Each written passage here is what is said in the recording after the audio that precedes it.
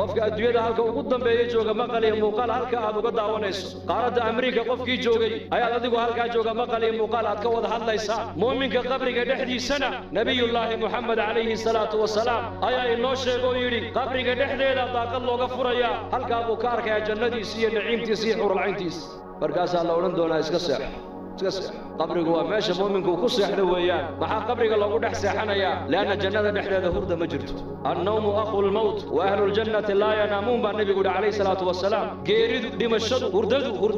hurdadu waa geerida walaasheed ahlul jannuhu jannada haday galaan ma seexanayaan buu rasuulku yiri adduunyadan maalintiina waa foofi waa macaash kasbi xalaal ka soo shaqaysan waad cibaadaysan waad soo daali habeenkii baad yar seexan sidaalka lagaaga bihiyo أهل الجنة محين لسيحنين وحين لسيحنين وأكو شيئا لا يمسهم فيها نصب وما هم منها بمخرجين إلى هيري أهل الجنة جنة